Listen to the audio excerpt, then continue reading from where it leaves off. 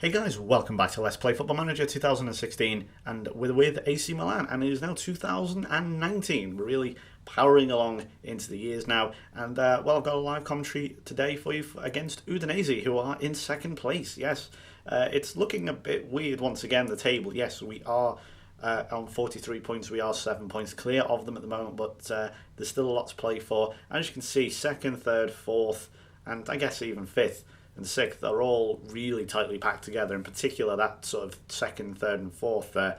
Atalanta have just seemed to come from nowhere. I've absolutely no idea where they've come from. I've been waiting for them to fall away for a while. But Filippo Inzaghi, there, former AC Milan player, of course, doing a pretty good job for them. This guy is the Udinese manager, if you're wondering. No idea who he is.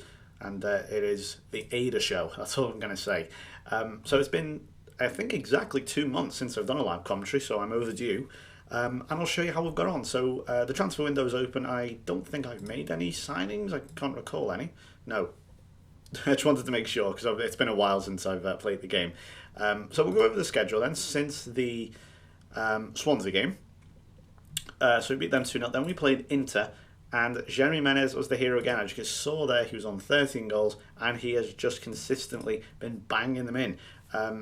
This team, now, I will return in about a month or so. I'll probably say this at the end of the video as well. But the next video will probably take place at the start to middle of February, and I'll have a transfer update for you. Now, this team doesn't really need a lot adding to it. It just needs a real high-quality finisher, which I thought I was getting in Manir. Unfortunately, hasn't really clicked yet. He's, 4 goals. He has 4 and 6 assists, and that's the Football Manager 2016 engine right there, ladies and gentlemen. I'm really not quite sure what happened there. Look, make your own mind up. We're in the 2D match engine. Use your imagination. That's all I'm going to say. And then we played Torino. But anyway, yeah, we'll get onto Manir and everyone in a moment. Speaking of which, he scored the winner against Torino. This was an interesting game because I've been trying loads of different duos up top. I've had Baka and Manir, Benteke and Manir, Benteke and Baka, also, and Menez and Niang and Menez and Benteke, just all the different combinations. But nothing's really clicked yet. I'm just waiting for one to go bang, here we go. And I thought Manir and Benteke would be really good, but hasn't really happened. Davide Calabria, once again, he is just unbelievable at the moment. And yes, I have set that asking price to £100 million because he is not going anywhere. Seriously, if you see this guy in your game, if he's up for transfer, anything like that, get hold of him and play him as a right winger.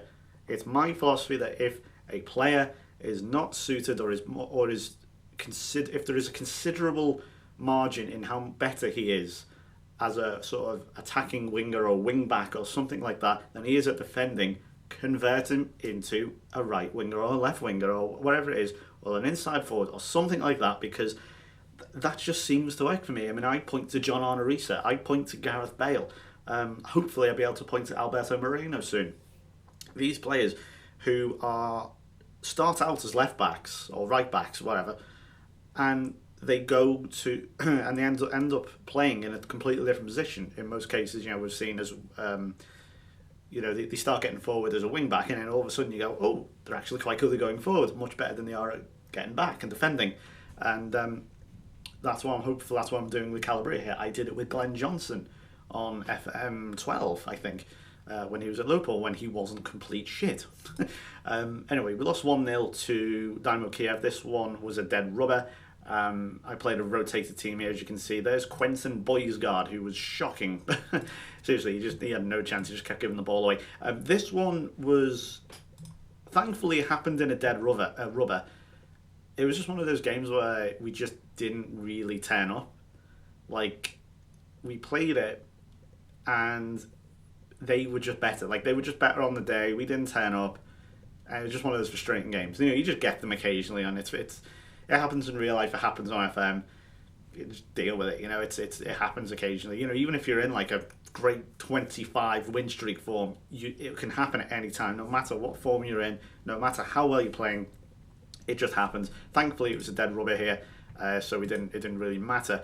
Then we got our act together and played Empoli 2-0. Menez scoring again, and Bilal Old-Sheikh, he's now come into the team, and he is performing very well indeed. As you look again, Calabrian man of the match, he is just unbelievable. He just dominates that right-hand side. Here he is there, he's got the ball now. He just charges into the box, constantly whipping in a great cross for Old-Sheikh, getting his first goal. Menez, I say, getting the other. Then we beat Verona. Mbaye Niang, who's now got 5 goals as far as I'm aware. I think that upon last check. As you can see, a late winner here. He got player of the match in the 87th minute from a Blazikowski corner. Comes out to Abate. There's Niang. This was such a frustrating game.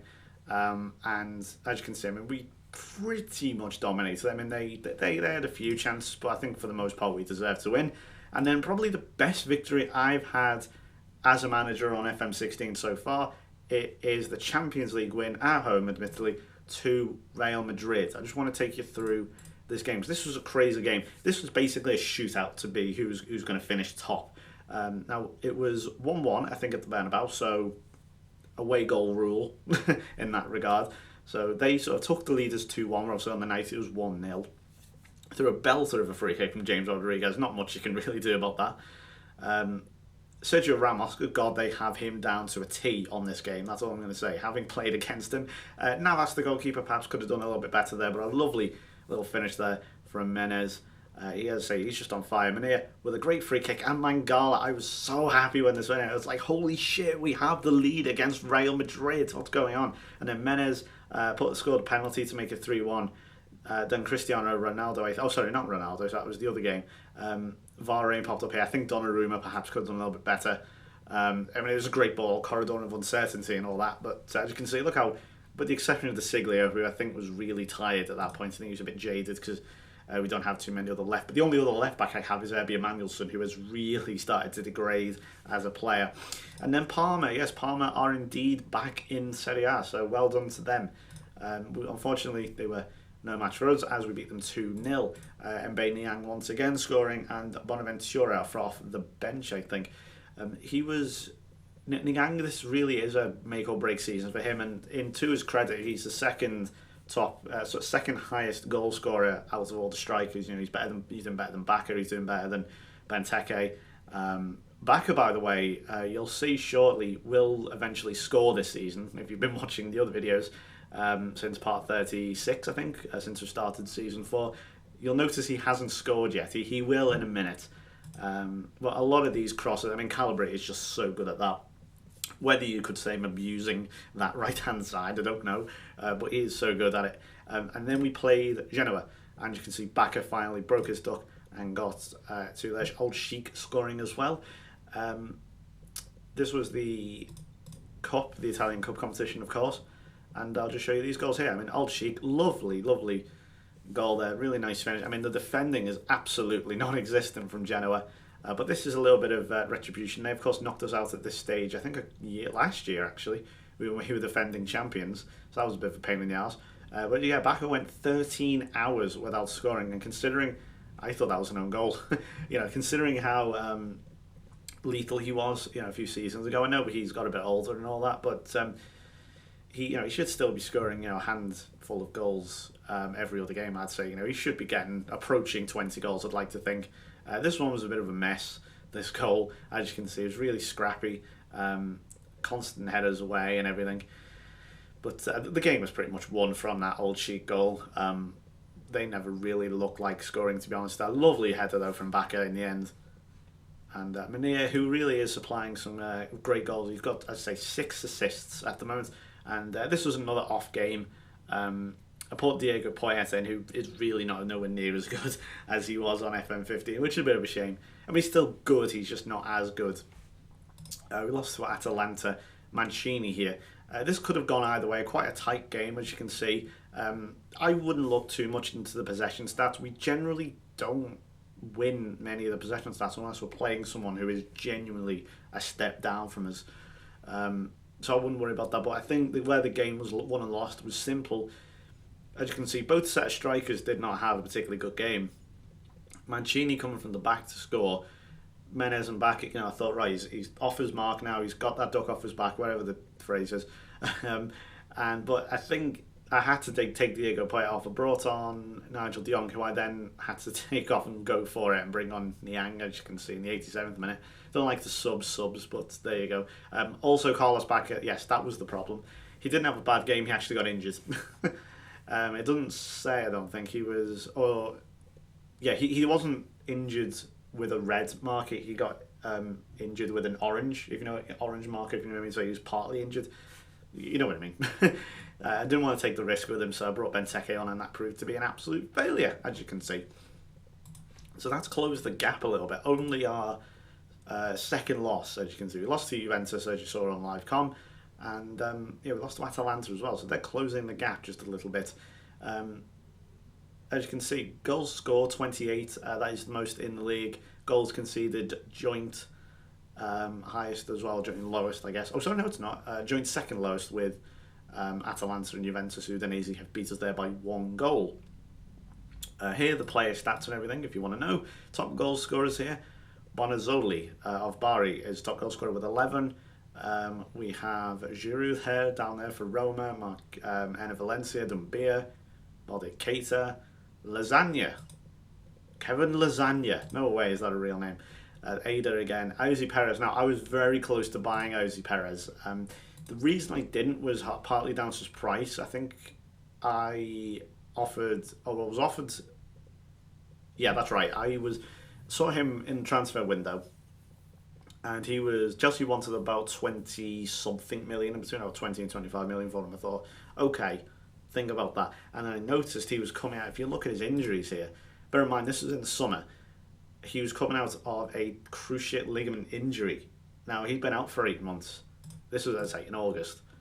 And I was hesitant, as I've bought players who've come off the back of cruciate injuries before, and they've simply not been the same player. There was a player on, I think, FM16, who had that injury. Oh, God, it was a regen. It was definitely a regen for Derby, and I bought him. He was Ukrainian, Gabulov. There's a regen called Gabulov on my FM15 save, and I paid 30-odd million for him. He was doing really well up until about November, and then he broke his cruciates, and he came back, and he was half the player. He was nowhere near as good, and I think I ended up selling him on for about 6 million to Aston Villa or somewhere. Yeah, so I don't know if they're in the videos or not, but there you go, that's a little story for you. Anyway, this is the team now we're going to be playing against second place Udinese.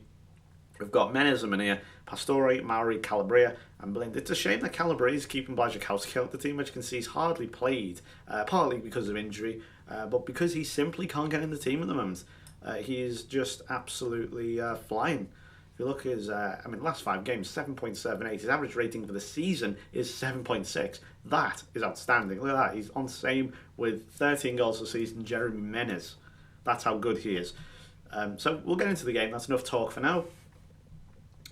Here we go then. They have Benekophobe, is that? Yes, Benekophobe. Marquinhos, not Marquinhos. I think for some reason I thought that was the Paris Saint-Germain centre-back for some reason. They have Thiago and Laurie. Wait. Who plays for Nigeria?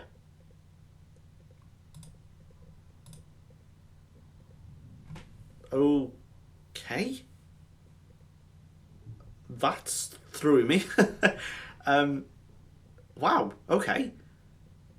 He's English, Portuguese, Nigerian.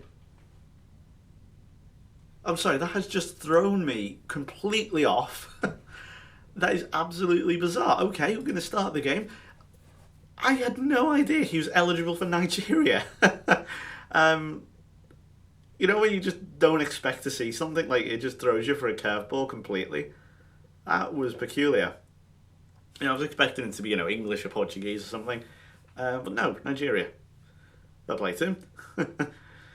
Right, moving on. Udinese then in possession at the moment. So if we can't drop out of first place. However, the gap will close considerably if Udinese win here. But we're on good form. I know we lost to Atlanta last game.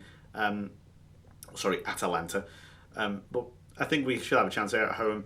I've always talked about home advantage being perhaps a tad too strong on Football Manager sometimes, especially when it comes to cup semi-finals. In fact, not even semi-finals, just cup games, two-legged games. The amount of times when, and for some reason it was always against Bayern Munich, when I was on FM13 and I was like, with Brighton or Liverpool or someone, and I would play, it was always, as I say, Bayern Munich, play them in a cup competition in the Champions League. We'd lose, say, like 2-0 in the Allianz, and we would then go home and smash them like 7-0.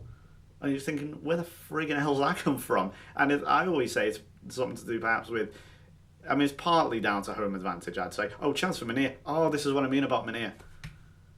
Oh, he's so frustrating. You pay £37 million for him, you expect a little bit more, and he's really not doing it at the moment. There's Mauri, and again, the finishing's a little bit lacking. I should have pointed out that Udinese have scored. If you're not watching, if you're just listening, shout out to the listeners, by the way. But yeah, this is quite frustrating. It's another friggin' set piece. And you might notice as well, Donnarumma, again, his positioning is questionable, and we're 2-0 down. What on earth is going on here? We're going to have to go higher. Shorter passing. Oh dear, it's 2 set pieces. And really Manir should have brought us level. I'm still annoyed at that miss before. It's not a difficult chance, let's be honest. So you pay £37 million and you're Mauri, whose shooting isn't great, I'll be honest. He is more of a defence-minded midfielder, but he is scoring goals. And Mangala, it's another one of these frigging games where nothing goes right for you. There always seems to be live commentaries as well. Right, here's Manir. Right, 37 minutes. Oh, fucking hell. No, come on, beat the man. Don't just have a shot from a preposterous angle. That is one thing you can't change, even if with shoot on sight off is player instructions. Certain players will just shoot. I mean, you can tone it down. The Siglio's up there, the vice captain. Abate not playing because Fabinho is playing at the moment. I probably should play Abate, to be honest, but Fabinho does such a good job at right back. I have no reason to drop him really. And Abate's getting on a little bit now, but every time we seem to appoint someone as captain, they always seem to fall out the team in some way. And once again, the front two are just letting us down. It's getting constant now. Like, they'll score in, the smaller games. Oh, we're 2-0 up already. But when the shit hits the fan, they disappear. They crawl into the little holes and have gone from the game. And I'm sorry, but Manir is really starting to grate on my tits because he is not doing it. You pay a lot of money for him and he's letting me down more and more. We're going to swap Menez's role to a poacher, as Bacca's going to be playing a complete forward now. As you can see, Pastore's having a good game. I was considering playing Old Sheik here. However, I thought Pastore a bit more experienced, bigger game and all that. But yeah, again, John Stones, who slipped a little bit. He's not playing as well. I think because actually, no. I was going to say something there, but I'm not going to do that. I just put retain possession on just so that we can get those possession stats up a little bit. Usually I'm not that bothered by the fact that we're always out-possessed because, with the high scorers in the league, we're scoring the goals. It doesn't matter. But when you go down, it really becomes a big problem. I will stick with Menez because he is, top goal scorer and all that. He's second joint top, or joint second top rather. Sorry, but as you can see, his rating just isn't, and there's no highlights. Absolutely nothing. Oh, hang on, we've got a chance here maybe. Here's Calabria. Oh, that's a lovely ball for Pastore, and it's again another gilt-edged miss. That's a shocker from Pastore. I don't know how he come out. It's because he's got an assist. He's got a 7.5, but goodness me, that should come down after that. That's a terrible, terrible miss. I hate to put shoot on sight on, but I don't really want to. Might just put back to mixed.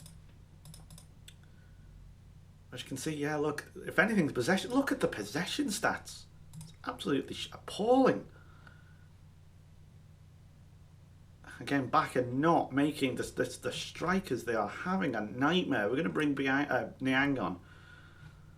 He'll play as a poacher as well. I just don't know who to bring on now. Do you know what? I'm going to bring Blind off because he doesn't seem to be having an effect on the game. We're going to go 4-3-3. There you go. That's how you like it. This probably won't work, but you know, we're 2-1 down at home. You've got to go for it. I don't really want 2 losses in a row. That'd be a pain in the arse. Oh, here's Maori. Oh, it's a great save from Scuffert. I thought that was going to go in. I think he's probably the main reason why they are so high up in the league. Got to be honest. I don't think the last time we've actually won on a live commentary. Right, Pastore with all the room in the world. He switches it back out to Calabria, who's giving it away. Oh, what did he do that for? Right, we'll try again. That better not just be the highlight. I've seen that happen before. Right, here's Niang. And again, the block is in from the Udinese defender. And De Siglio, and again, Scuffert denies. What I like is how shit the goalkeeper ratings are. Like, if I go to... sorry, where is it? Not split view. Oh, there it is. Yeah, 7. Just, you know, average. You know, it's not as if he's made a load of great saves or anything. Yeah, just average. I was playing with someone, I can't remember who it was. It might have been the Atalanta game, actually. Their goalkeeper had a brilliant game. His final rating? 6.9. Yeah, he was alright, I guess.